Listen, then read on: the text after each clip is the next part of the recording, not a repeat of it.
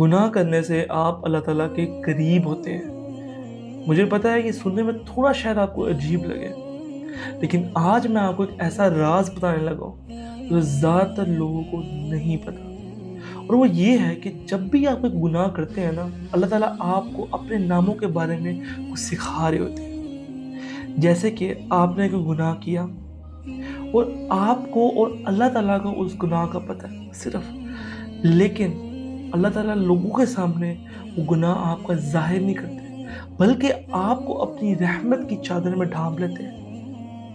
اور یہ اللہ تعالیٰ کی صفات ہے الستار کی۔ اور پھر آپ نے کوئی اللہ تعالیٰ کی نافرمانی کی، اللہ تعالیٰ کے اس رستے پہ جہاں پر اللہ تعالیٰ نے آپ کو جانے سے منع کیا تھا آپ کے، اس وقت اللہ تعالیٰ چاہے نا تو آپ کو پلک جھپکنے سے پہلے اس دنیا سے پناہ کر سکتے ہیں، لیکن اللہ تعالیٰ صبر کرتے ہیں۔ اور یہ اللہ کی ایک صفات ہے الحلیم کی۔ اور گناہ کرنے کا ایک سب سے بڑا فائدہ یہ بھی ہے کہ آپ کو گناہ محسوس کراتا ہے کہ آپ کتنے کمزور ہیں، اور اس وجہ سے آپ سجدے کرتے ہیں اور آپ اپنے نفس کو جھکاتے ہیں۔ اور یہ بھی اللہ کا ایک خوبصورت تحفہ ہے کہ اللہ تعالیٰ آپ کو توفیق دیتے ہیں اپنی طرف واپس رجوع کرنے کے لیے۔ اور یہ بھی اللہ تعالیٰ کی ایک صفاتوں میں صفات ہے الحادی۔ اور اب آپ نے بھی کبھی محسوس کیا ہوگا کہ جب بھی آپ کوئی گناہ کرتے ہیں نا، تو آپ کے دل کے اندر ایک بے چینی سی ہو جاتی ہے فوراً سے، ٹھیک ہے؟ اور جو یہ بے چینی ہو رہی ہے نا، یہ اصل میں ایمان ہے آپ کا۔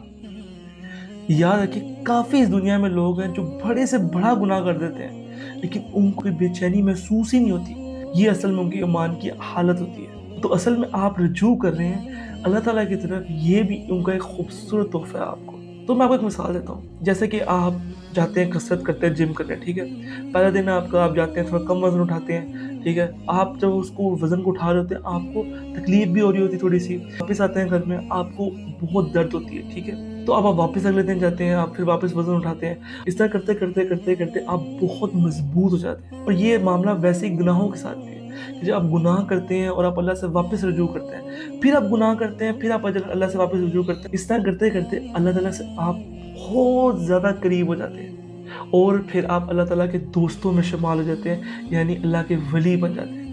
اللہ کے ولی اللہ کے دوست ہوتے ہیں، اور وہ آپ بھی ہو سکتے ہیں۔ اور یاد رکھیے گا، اللہ کے ولی گناہوں سے پاک نہیں ہوتے۔ اللہ کے ولی، اللہ کے اولیاء گناہ کرتے ساتھ ہی فوراً سے اللہ تعالیٰ سے رجوع کر لیتے ہیں، کیونکہ ان کو پتہ ہے کہ اللہ تعالیٰ ہی ان کے گناہوں کو معاف کر سکتا ہے۔ اور اللہ کو یہ صفات انسانوں کی بہت پسند ہے، اور نبی صلی اللہ علیہ وسلم کی بہت خوبصورت سنت بھی ہے کہ وہ دن میں 100 مرتبہ استغفار کرتے تھے۔